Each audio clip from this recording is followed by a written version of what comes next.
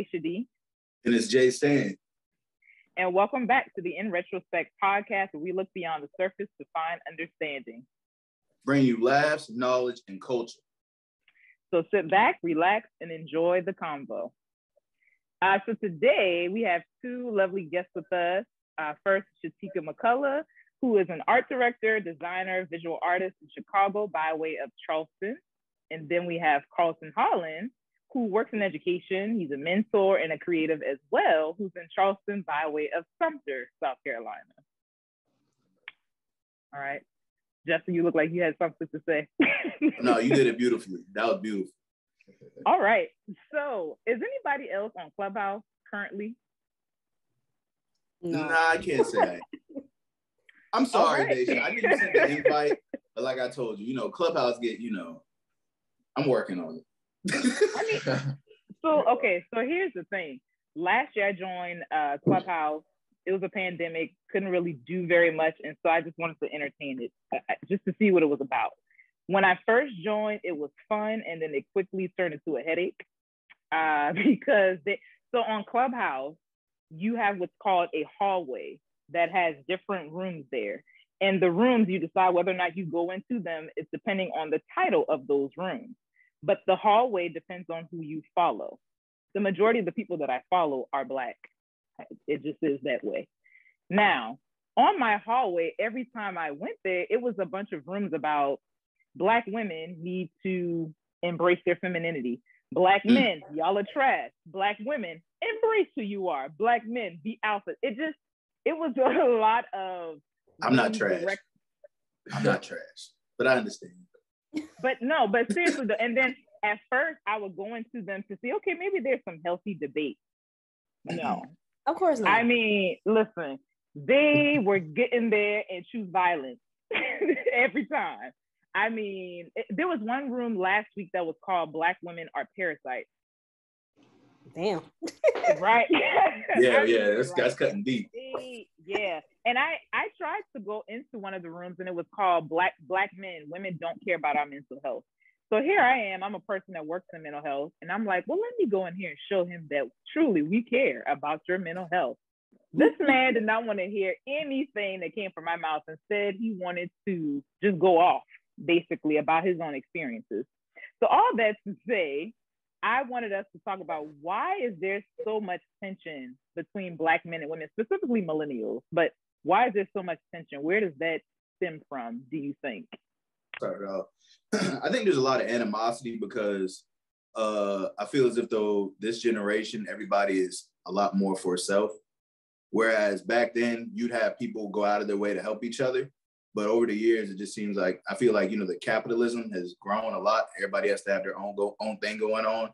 And it just affects everybody's mentality about how they, their perspective on everybody. Then next thing you know, you resent the next person beside you. And then when you turn to your relationships with whomever, as far as specifically Black men and Black women, you don't want to see somebody that, in my eyes, the issue that's being created, somebody that looks like you, or they may have the same skin tone, the same skull as you. You don't want to see them at times, progress and go forward ahead of you.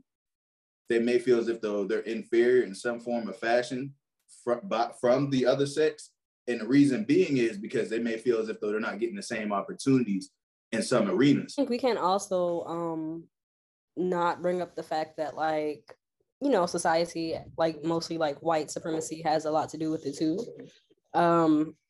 I think that's probably why Black women are seen as masculine and we are too independent and don't need a man, because we kind of had to be that way based on Black men getting removed from households, Black men not getting equal opportunity with employment and things like that, and getting locked up, killed, all that kind of stuff. We kind of had to step up. But I think, how can I say it? I think we kind of took what they planted in our communities and kind of ran with it. And so now we're the ones really going back and forth and doing this and that, while they're kind of sitting back, probably looking at us laughing, our job is done, So I think it's probably some of that. It's a lot of that, actually. Yeah, I agree. I actually pretty much on the same page as you when you brought up the white supremacy. that was everything that I needed to hear, because if you think about the white man and his status symbol and how all of this, the systems were created, it was, like she said, the families were broken up. Let's go all the way back to slavery. The families were broken up. The man was humiliated in front of the women. The boys were humiliated in front of their mothers, in front of their fathers. And then those ancestral like curses have just been passed on down. And like you said, being from that to the crack era and things like that, the man being removed from the home, like you said, the women are stepping up and now have assumed the male roles. And now they don't want to let the men back into those roles, even though those are the roles that the men, that, you know, that we need to step up and fill. It's not like we're filling them all. I'm not even going to agree like every man is ready to step in and fill those roles. But at the end of the day, like that's what we need to get back to, like honestly, gender roles, like that males do this and women doing this, because that's literally how society is, our civilization's always been.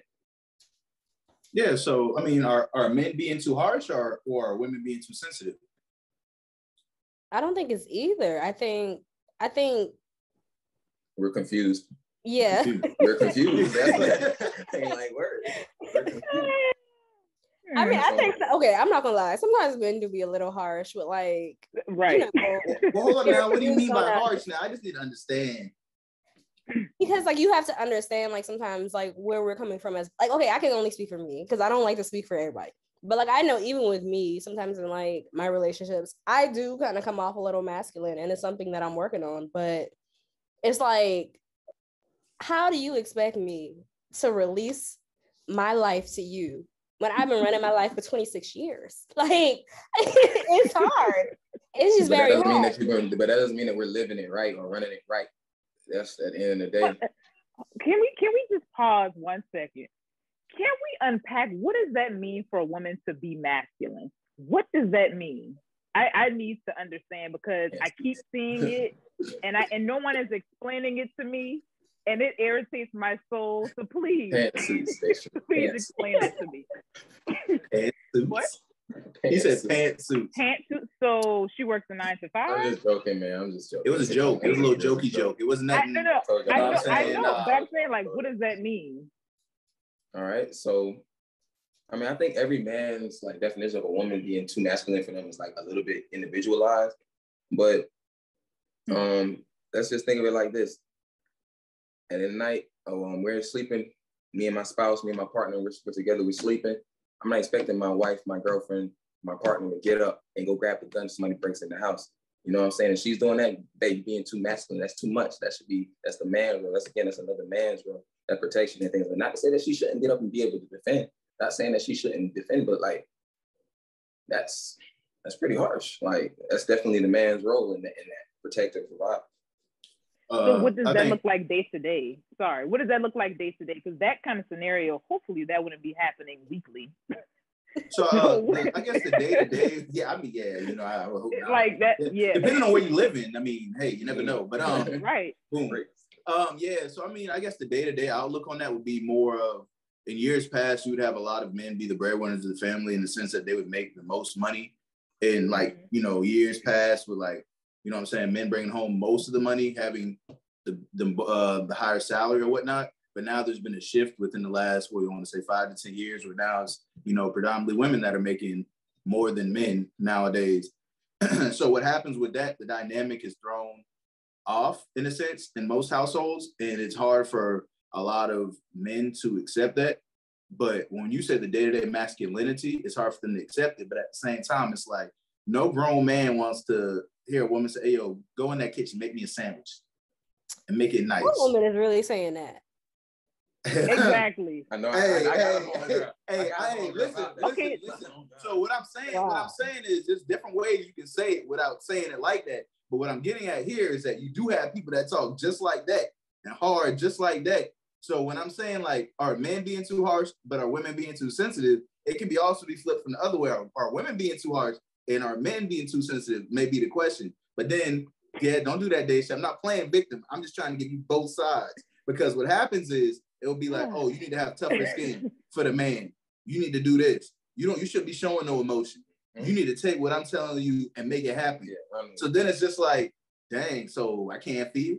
And then all of a sudden it turns into, you know what I'm saying? That whole rift that we talking about right now goes back to the animosity. So all that stuff starts building up. I want to get back to that part of it because I think that's another thing that we can discuss. But so what I'm hearing you guys say, because I want to make sure I'm getting this correct, is that to be masculine as a woman means that you can provide for yourself financially. And because of that, you have this attitude about yourself, like, I run this here too. So I can delegate tasks to you because I make money and I can protect myself without you on my own. I don't really need you here, but you cool because you're here. That's kind of what I'm getting from it. You said protection and you said because we're making more money. You didn't give me anything else as for like the day-to-day. What is masculinity? You say traditional men and women. Usually it's like, it's skewed in a lot of forms of fashion. I say this all the time. Everybody's situation is different. But see, when a lot of men get turned off is when it's just like, you know what I'm saying? The man has to cook, clean, do all this now and stuff like that. It's stuff that, the man should already been doing that when he was by himself and bring that to the table type stuff. But a lot of men, you know what I'm saying, don't do that. It's like they're looking for somebody to do that. And then the issue with that is that sounds like a personal problem. No, because I know it sounds like a personal problem, but I understand what you're saying. I understand what you're saying. It might be a personal problem. Tag it real quick. Yeah, I'll tag you. But let me finish it real quick. I understand that might be a problem. You know what I'm saying, Daisha? Because you're saying that what's masculine and what's not. You know what I'm saying? A lot of people don't, nowadays, a lot of traditional women don't want to do all of that. You know what I'm saying? And granted, I'm not saying that's wrong. You know what I'm saying? Because they're taking a lot of responsibilities versus how, the older generation of women may have. So they may not have the time or they may be tired. And that's understandable, but it's just not how it used to be. Yeah, and so like to piggyback on that, like the whole ordeal of like we're supposed to come together and make a bond, make a team that works together. But like, and so with that blessing, with that blessing of marriage or that union, like a man should be opening the door. That's kind of things y'all expect a man to open the door for you, all right? Hold the door, open the door, correct? It's something that, right? Sure. Traditionally, let's go back to let's be honest, most women don't necessarily expect that nowadays. I feel like traditionally, that's why we're adding in the traditionally. That's why we're adding the traditional. Traditionally, men will be holding the door. They they buy flowers, those things. And so now you look at the women of today, the modern woman, like you try and do some of those things and they're automatically like, nah, I don't need that, or I don't want, you don't have to do all that. And again, that's like I can even say it's almost like you're taking away the masculinity from him, a chance for him to be masculine, and because you're throwing it right back at him, like, I don't need that, I don't want that, because most times we're not taking it, we don't get flowers. We don't get the doors held for us, you know what I'm saying? So that's something that we do for you. That's something that we do for you all traditionally. But now you have women's like, you trying to hold the door, I got that. I don't need that. I don't need a man to do this. I don't need a man to do that. So now I'm getting a different message. So now what I'm hearing is maybe we aren't masculine. Maybe you guys just need to feel needed. And instead of just saying that, you guys then throw out this masculine word and it pisses everybody off. And then the conversation goes left real quick. So instead of telling somebody, you too masculine, you like just say like, hey, I want to do this for you. I like to feel needed. I want to show up in your life for a reason. I don't want to feel like I'm disposable. Why can't men just say that? Why does it have to be this thing of like, y'all too masculine?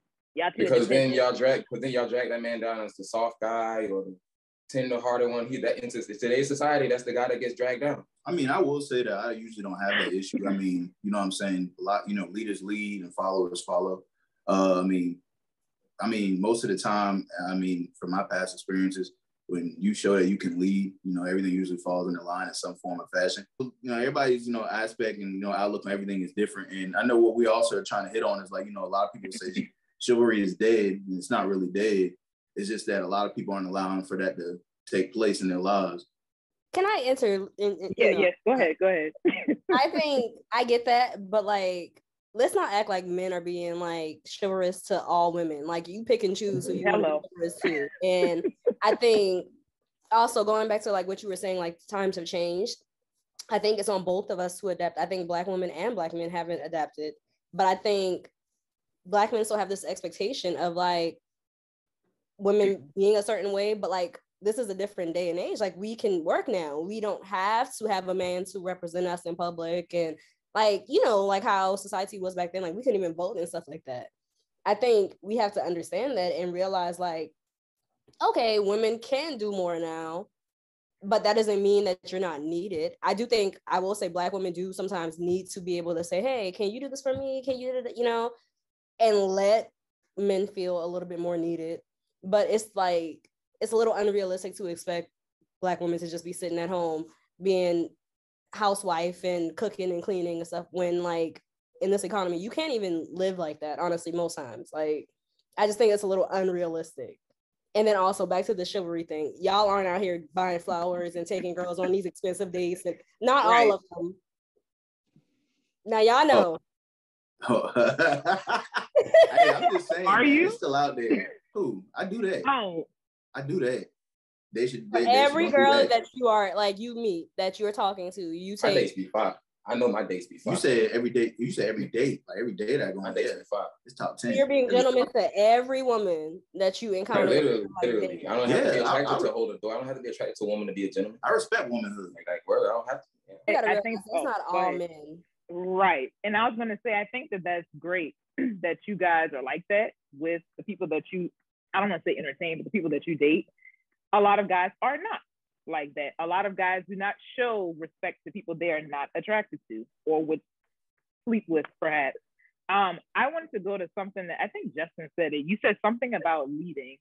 Basically, like you need a leader within the relationship, I'm guessing. That's what you mean? Yeah. So basically, So it's along the lines like, yeah, the whole submitting, the submitting aspect. Yeah. So that is also so that has also been coming up, and I've asked yet again because I like to understand what y'all are thinking, because I don't understand that whole submission thing. I feel like in order for someone to submit, first of all, what am I submitting to? And second, no, really, what am I submitting to? What are you leading me into? And then second, I feel like I have to feel safe with you in order for you to lead me to do anything. How could I let a man lead me or submit to him and he doesn't even have a plan for his own life? The blind cannot lead the blind. Like, what are we doing? So I'm sorry to keep asking questions, but like, what is submission? What does that look like? And how do you expect someone to submit to you when you're not a good leader? Just because you're a man does not mean that you should be leading. Each person may have their own, right. Each person has their strengths. Why not just play to those strengths? Yeah, go ahead. Well, first off, I need to, can I get both of y'all's definition of submission? Shatika, do you have an idea? My definition of submission is that it's not gonna happen. Because I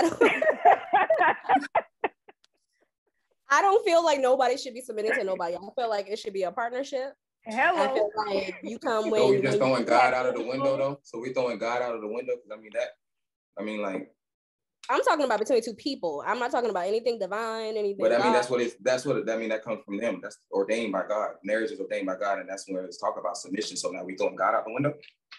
That's why I said we're not traditional anymore. That way. I just still feel like God created women for a reason, and to sit here and act like we don't have something to offer to a relationship, to a marriage, to something like that. Not saying that. Yeah. I feel like the word submitting, that word isn't a good time for all. I feel like it has a negative connotation. So we could probably say relief of some duties, relief of responsibility, possibly something along the lines of that. I mean, submitting, when I'm gonna try to, elaborate as best I can without offending anybody involved that's listening. No. But that's trying to understand. This is great. Go ahead. So when I hear submitting, you know what I'm saying? It's just like, okay, say for instance, y'all get into a heated discussion, because I don't like to use the A word. And for the people that are trying to figure out what the A word, it's like argument. I call it a discussion. So moving forward, when you're having a discussion and it's getting, to a certain, level, it's just like, okay, now you realize it's just like, okay, this isn't getting anywhere. We have to both come together in some aspect. I may have to give a little, and you may have to give a little. And then sometimes you have to understand that you're not always gonna be right. And then even though you may be better at your idea or way may be better, you gotta let that person have it. And more than likely, like Shatika said, she said that earlier, like, how am I gonna let somebody lead my life when I've been doing it for 26 years? I know what I like, I know what I want to do. You know what I'm saying?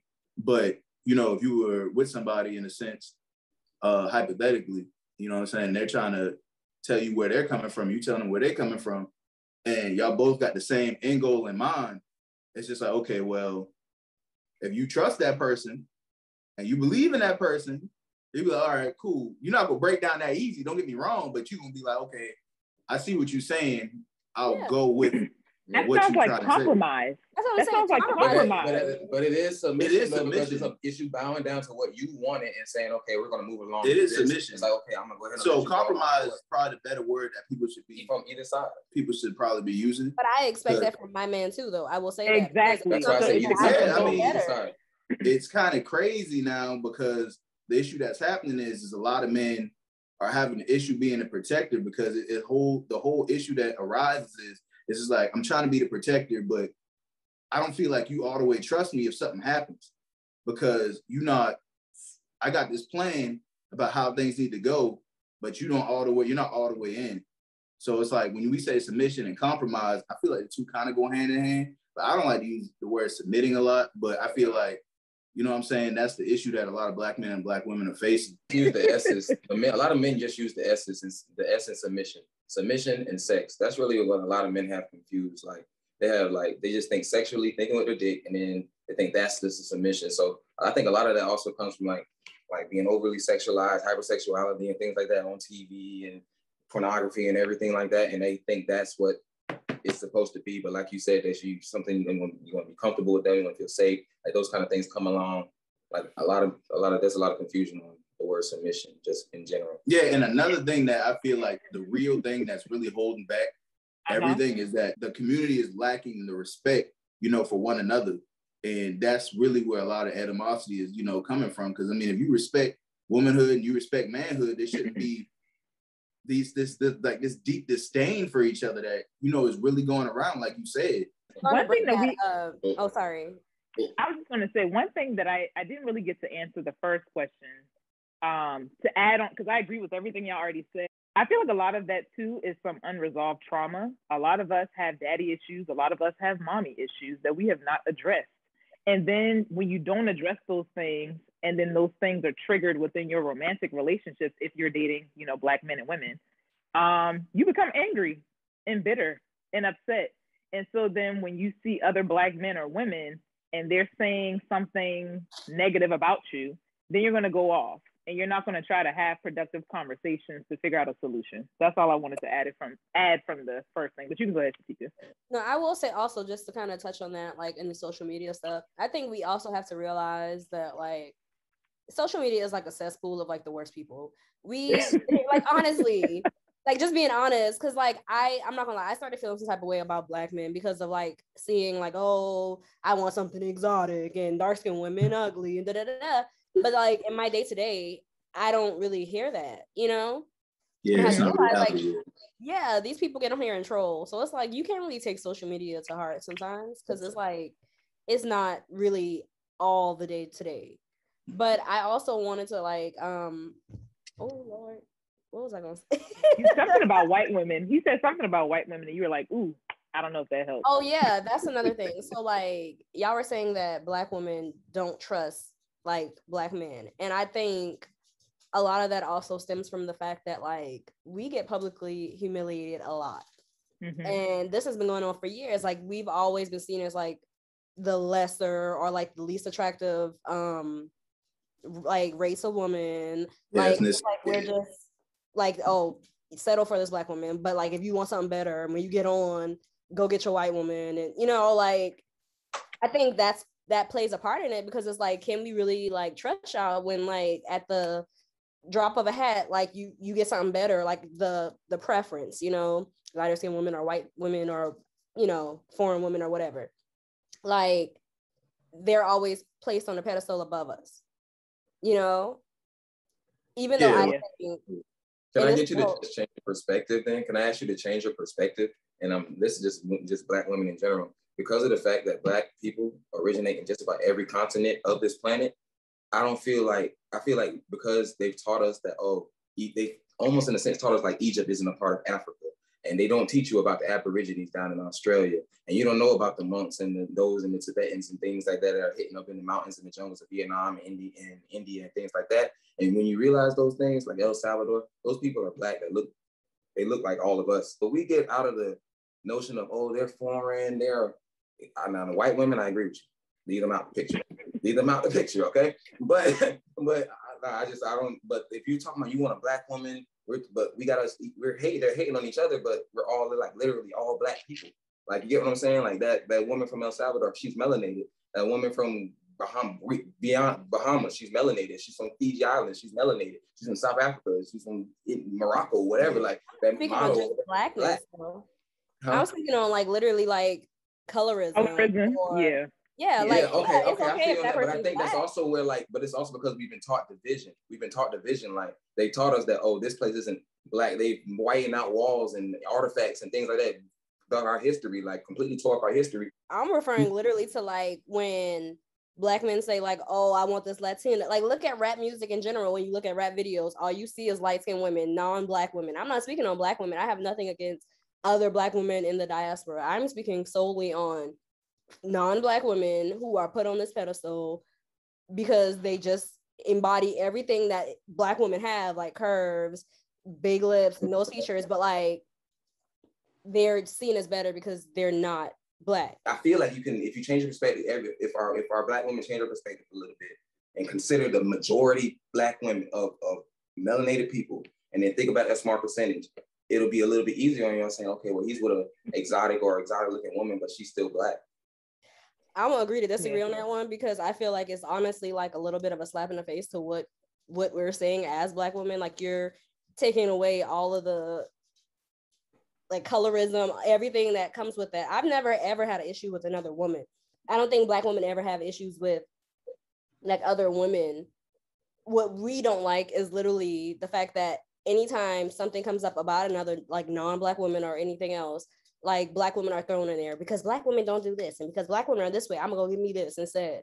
It's like, go get what you want. Yeah, I think it's okay. I think it's okay to have a preference, whoever that is, but do not use us as license to degrade what isn't your preference. That's it. Date who you want to date. Yeah, I feel like that stems from like a young age too, because when you actually like, listen to kids when they make these jokes or whatnot with girls and specifically little black girls, you'll hear like, oh, you too dark, this, that, and the third. You'll see young kids telling these young black girls this. It starts at a young age, and all it does is just build up over the years. Absolutely. Like, man, I'm tired of hearing this. Like, you calling me darky, you calling me blacky, you saying I'm too dark, this, that, and the third, and you just same color as me. Yeah, then, but it's easier like, for black men to it's easier for y'all in society to date and cross. It's easier for y'all than it is for darker toned women. I'm just gonna put that out there. Yeah, and it's to say that's not a fact. It's to just be blind to the issues, because honestly, like what dark skinned women deal with when it comes to colorism, like black men who are dark skinned get jokes, but y'all aren't ruled out. Like there are studies saying that black women are ugly, like the ugliest race of women. You know what I mean? The least attractive race of women. Like that's, you can't compare the two. I'm sorry, you can't. That's what I'm saying. The black woman that they're talking about is the American black woman. Like I said, they're not. And no, that's not true at all. Because look at like Africa, they bleaching over there and stuff like that, or like even in Jamaica, like it's. Well, I said American. Modern, but you're not counting that. But again, they separate you all. Again, the Hispanics, the Latinas, they separate into these countries and things like that. And the numbers would be a bigger percentage if you were counting everything as black. Like I said, they are separating us. They divided us. We thinking, oh, you're Nigerian and you're then like instead of you're black, 10 black people versus the one white. You get that's where I'm at. Colorism is just universal. I don't think I get what you're saying. I think it's fine to. It's not universal. It's European. But I'm saying it's universal because white supremacy is universal. Like white supremacy is everywhere on this planet. Yeah. I'm with her. Like I get that. I'm not saying that it's coming from us. I think a lot of anti-blackness does come from white people, but we just embody it and make it go further, But I'm just saying, like, colorism itself is like everywhere, and just I get what you're coming from. I get what you're trying to say, but I think you're not understanding that, like, for black women, especially like darker skinned black women across the planet, it doesn't matter if we were to get rid of ethnicities. So like if we get rid of like Nigerian and Jamaican, it doesn't matter, because I can go to Africa and probably speak to a darker skinned woman and they might have similar experiences to me, like where people have said things about skin tones and stuff like that. You know what I mean? I know what you're I get saying. where you're coming from too. I definitely see your side too. She's basically coming from the perspective that, I mean, black men deal with this too, but more predominantly it's black women that deal with it. When you walk into these different rooms, there may be lighter people in these rooms, and you may be more, you're more likely to stick out. And, people are going to do all these whispers, this, that, and the third. Because, once you, like we stated earlier, a lot of black women are starting to go into these rooms, versus like back then with a lot of rooms that a lot of black women from years past weren't able to get into. You know what I'm saying? And when they go into these rooms, they're probably the darkest person in the room. You know what I'm saying? And then it's just, it's them and against basically everybody else in the room, essentially. because then it's just like, it's on. And I mean, I can see how if you got to deal with that on a day-to-day basis, how that can mold you. Always be frustrating. How that can mold you to be like, you know what I'm saying? Like, it's me against, dang near everybody I walk into each room you're dealing with. Because it's crazy because, even in the workplace, you'll say, okay, yeah, we're the same skin color or whatnot. And even when you think you've reached a specific level of, like everybody should respect each other in the workplace, and you might be in upper management, upper whatever. And then you start to realize, like, this person does not even look at me as if we are the same skin tone. They think that they are better than me. And it just baffles me because it's just like, you do realize we are the same skin tone. You was not lighter than me. And you sitting there talking down to me as if, you know what I'm saying? Like, somehow you're better than me. Yeah, so it's just like, look, you need to humble yourself, step back and realize that when you walk into these rooms, the way I'm being looked at is the same way you're going to be getting looked at. I'm going to say, how can we bridge the gap? Because I like to have solutions. I think we can spend all day venting about all the things that are wrong, but how do we reach a place where we can lessen the tension? It's going to take time, but like, what is it that you guys need? And then we can tell you what we need from black men in general. A lot of black men don't feel supported. I mean, that can come in any form of fashion as far as, hey, good morning, good job. I see what you're doing, keep it up. Because it's a lot of like small stuff that a lot of people think that, somebody will hear every day, but a lot of black men don't hear that.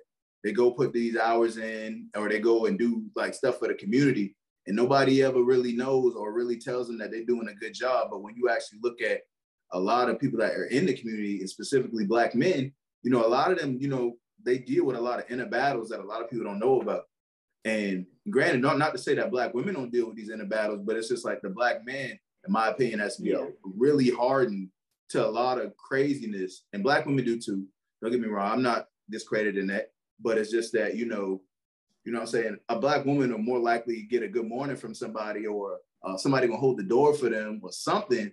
But a black man, somebody will slam that door in your face. And granted, don't get me wrong, somebody may slam the door in a black woman's face too, but it's more highly likely that they'll slam the door in a black man's face. Because as a matter of fact, it was this past week, I got on the elevator and, people around me just got uncomfortable.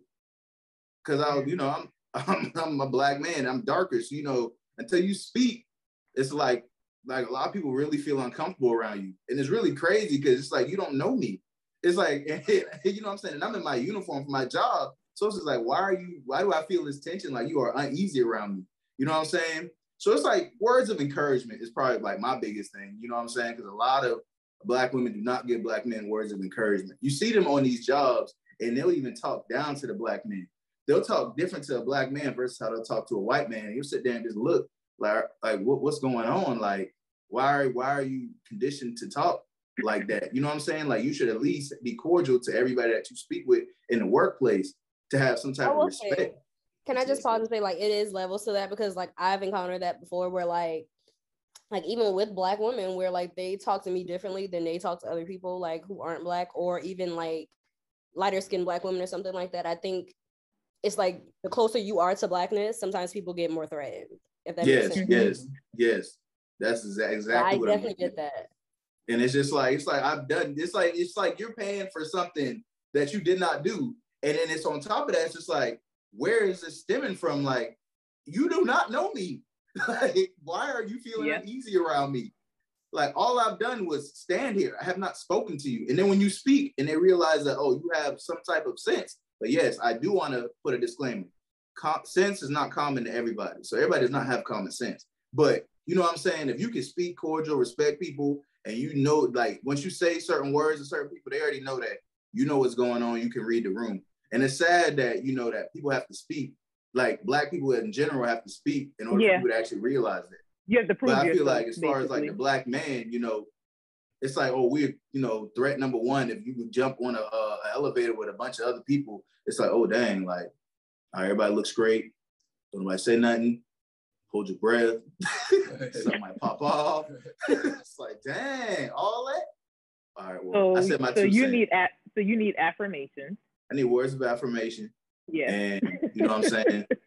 And you know, you can hold the door for a brother every now and again. You know, make a brother feel. Now that's common courtesy.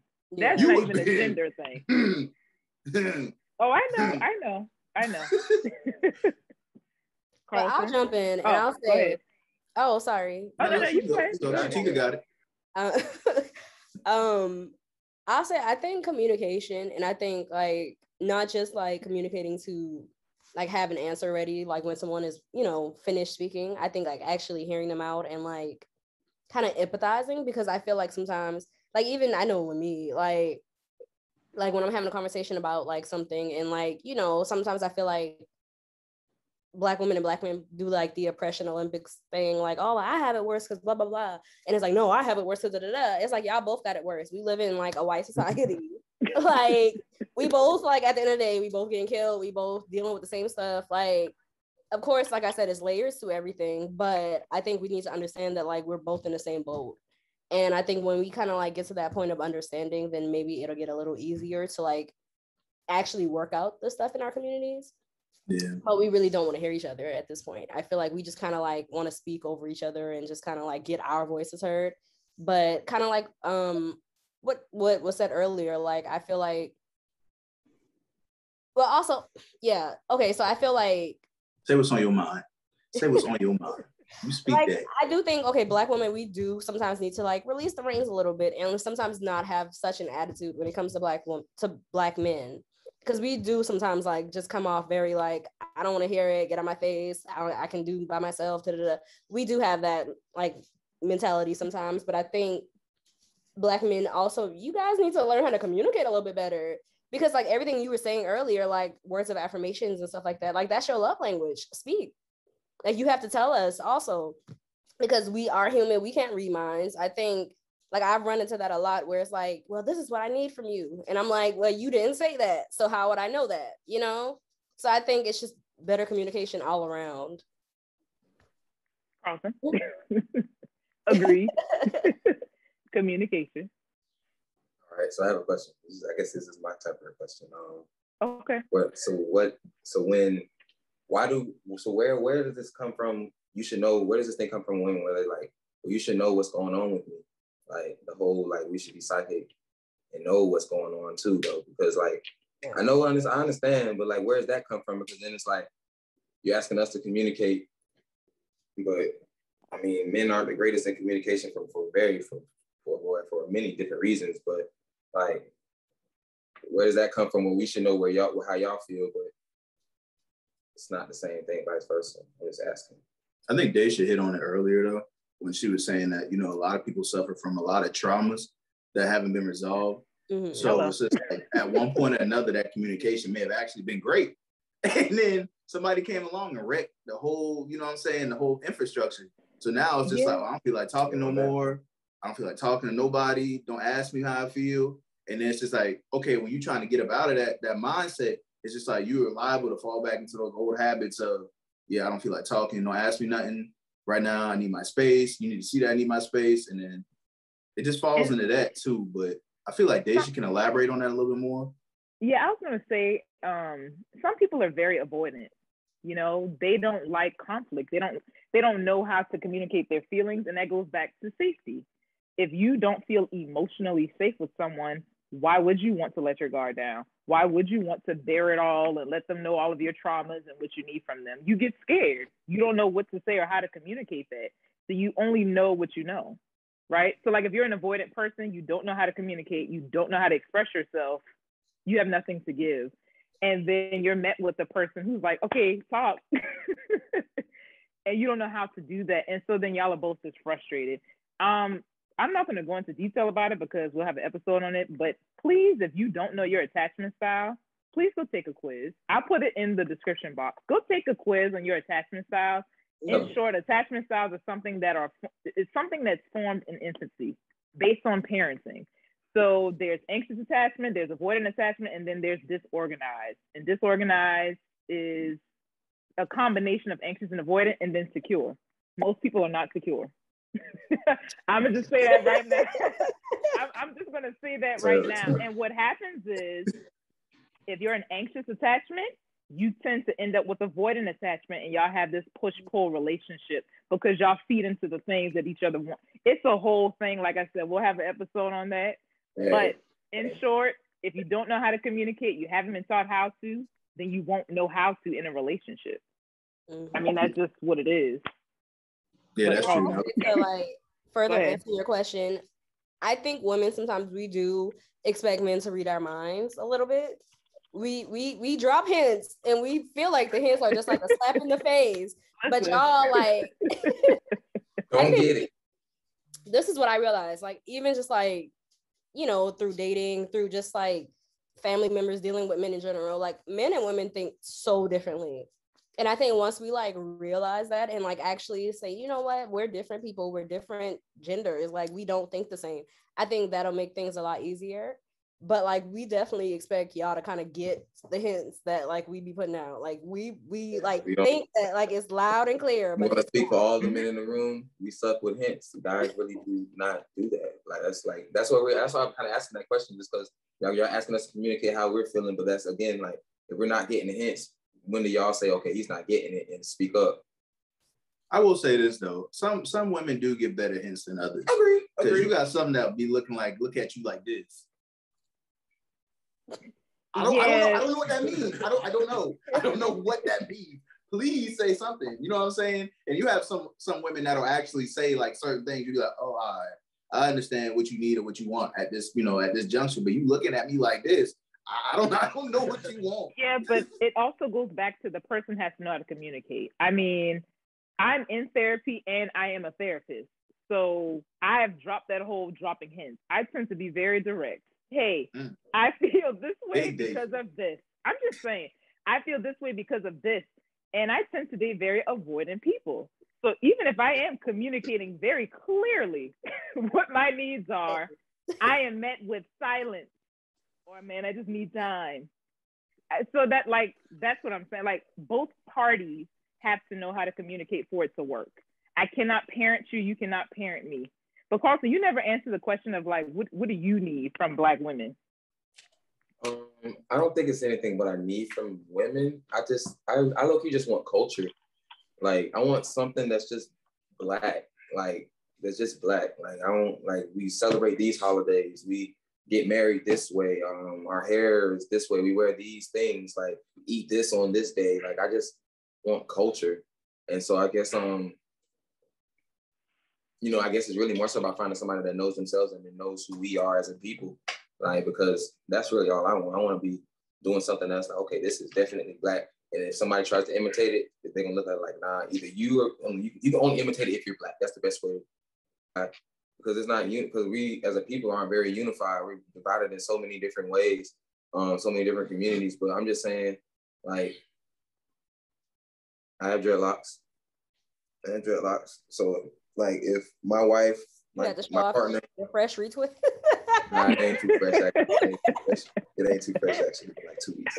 But just they like if she decides, oh, I want to get locks to do this with you, and then we're like, okay, our children, let's get them have locks. I feel like that's some kind of culture that you establish with your family and things like that, and that's what I'm looking for. And so if we're doing things with intention and with our culture in mind, that's what I'm looking for.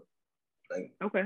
So can I ask, like, but is that going to like cover your like needs, like emotionally, mentally? Like, I think that's what Dashia's asking. Like, I think that gets embodied. I think that gets embodied with like a true understanding of like maybe Pan-Africanism or something like that. Like if you understand, like that's where I'm coming from. Like I'm coming from like before we came over here. Like that's kind of like where my mindset is at. Like before we came across the water, that's kind of like where I'm at. If that role is understood of what does a woman do for her man, I guess, in a traditional African sense. That's more so that's where I'm at. My mind is all over the place to answer this question because I feel like it's different things. I agree with the communication. Intentionality would be wonderful. But one of the biggest things that I would like for all of us, not just Black men, but since that's the question, I need y'all to figure out a way to go to therapy. And if you cannot afford therapy, do some self-reflection, journal, meditate, reflect. Like I just need each person to just be very self-aware and to work through the things that they've experienced. Because I feel like as an adult, we all have baggage. We all have stories. Some are worse than others. But at some point, you have to be accountable and realize the way that you are functioning is unhealthy for yourself, for your children, for your partner, and it's not a good time. And it's draining. So yeah, like, and I need that from friends, from partners, from family members. That's not just a romantic aspect. Like I need Black men to really get their emotional and mental health together. Like seriously. So can I co-sign you on with that, Dacia? Yes. Y'all stop getting those felonies and those misdemeanors so you can get a job with benefits that'll pay for therapy. Yeah. That's what I'm gonna say. But therapy should be offered. I think it is offered in some prisons. Not. I'm just saying. But you know how that when you get out though. I'm talking about you got to stop getting them. So you get out and get the job. If you stop getting the felonies, you get the good job, and you get the good job, and you get the benefits. You get the benefits. Therapy will be part of your insurance. Yeah, but you know that also comes into play. Like everybody has to actually acknowledge that. Oh, I need to go see somebody about what I got going on. You have to acknowledge that you actually have some things that needed to be worked on because a lot of people will be like, oh no, I don't got no problem. There's nothing wrong with me. I just need a little sleep. I'll be all right. You need some sleep. You gonna sleep it off. Next, that person's over here yelling at somebody, going crazy, or they just are not talking to anybody. Nobody knows what's wrong. And it's just like, you know what I'm saying? The worst of things some crazy stuff. Yeah, some wild stuff. But you know what I'm saying? It's just you got to acknowledge that there's an issue, like, or something you need to work on. And then sometimes you don't even have it. You don't even have to have an issue. Sometimes you really just need to talk to somebody because if you don't talk about what you got going on, eventually it'll turn into something that can become an issue. And also to clarify, therapy, you don't have to have experienced super traumatic things to go to therapy. Therapy is not for people who are severely mentally ill, okay? You can go there, just like Justin said, if you're somebody who deals with anxiety, you're really stressed out, and go there and unpack it. You don't have to go weekly. But I'm just saying, figure out a way, even if it's journaling. So just work through your stuff, because if you don't, it's going to set off a domino effect. If you have kids, trust and believe, they're going to continue those same patterns that you have shown them through your behaviors with their mother or father. Just saying. That, like, as a whole, Black women do kind of embrace therapy a lot more than Black men, but I think we can also, like, ignore the fact that, like, society kind of makes it like everything gay for Black men, like if you deal with your mental health, oh, what's wrong, like, like it's just like you soft. Yeah, like you ain't no man. That's what I was saying. You know what I'm saying? Buy your child a kitchen set, he's gonna be gay. Apparently, I didn't know that. It's like sometimes I feel horrible for men because it's like, how can y'all even exist sometimes? Because it's like literally everything, and I'm not saying anything is wrong with like being gay or anything like that. Of course not. But it's like everything that like men do is seen as like, oh, that's soft, or that's gay, or that's da da da, and it's like that's just being a human being. Like, I don't know, and I get it. Like, men want to like look a certain way to like everybody else, but I think also it's just sometimes like pushing past that and just being your own person, Mm-hmm. Yeah, I agree. Like you said, I feel like that stems from like at a young age too. Like, when as a boy you may be showing emotion, and then you got either a guardian parent or even your friends being like, why are you crying? Yeah. Why are you complaining? Being soft, suck it up, get back out there. You hurt and you're not hurt. Keep doing what you're doing. And all of a sudden, that little boy grows up to be a grown man who doesn't show emotions, doesn't act like he's hurt when he's hurt. You know what I'm saying? And then that just stems into a bunch of other, issues. Now, I don't want to, discredit some of those Black families or Black, couples out there that are thriving in a sense. Past social media, because social media don't always be true, but those Black couples that are thriving out like in real life, handling their issues, dealing with everything that comes up. You know, they are out there. For everybody that is wondering, they are there. They are out there. It is happening. It's just that we're trying to, you know, figure out where this animosity comes from between Black men and Black women specifically, because it's just like, it just building up and building up. And it's just like, you know what I'm saying? Like, we're not supposed to be going at each other's necks like this. Like, how you going to judge somebody that you have not met? That's one of my biggest pet peeves with people. Like, don't tell me about this person that, oh, they do this, they do that. I got to meet this person. You tell me, okay, Black women back or this, that, and the third. And I know 10 Black women right now that'll give me like anything I need. I can't agree with you, dog. Like, you know what I'm saying? That's not okay. I'm gonna shut that down. The person who's not evolved, they can't see past their own lived experiences. Mm-hmm. I mean, that goes back to like a lack of self-awareness and being able to reflect. That is very important. I don't think people realize how important that is. I mean, accountability too, because it's like if you found people all the time and all you got like to say about them is negative stuff, then maybe you the issue. Because why are you dealing with people just like negative? Like, I know for me, like I'm not gonna keep anybody, Black men, Black women in my life that's like toxic. Like, get rid of them. Man. Now, could you define toxic for me, for everybody out there? I just need you to elaborate on that a little bit.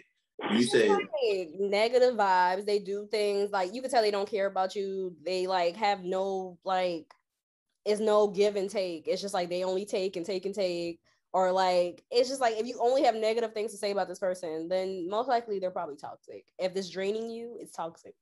I'm just, you know, there's that issue too that that person may be toxic, but you do have people out there, and we may be these people, or we may have somebody in our life that we feel as though we can help them. They'll change eventually. You know what I'm saying? Do you feel as if though that may build animosity between Black men and Black women?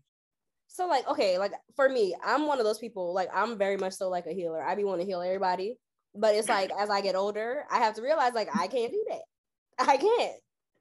Like they gonna have to get like, I've literally tried to bring people like, hey, try therapy. Have you tried this? Like telling them all type of stuff or like helping them with stuff. And it's like, until they're ready for it, there's nothing you can do. So I think it's about taking a step back and making sure that you're good. And I will say that too. Like, I think everybody in the community needs to make sure that they're good. Because I realize like when you're good, that's when you can like maybe make some impact with other people and like with our community as a whole. But it's no way you can sit here and help other people when you struggling yourself. And then like how you said, it's going to build resentment. It's going to make you actually like hate that person more than anything, because it's like you trying to lead them to water, but it's like you can't lead them to the water if they don't want to drink it.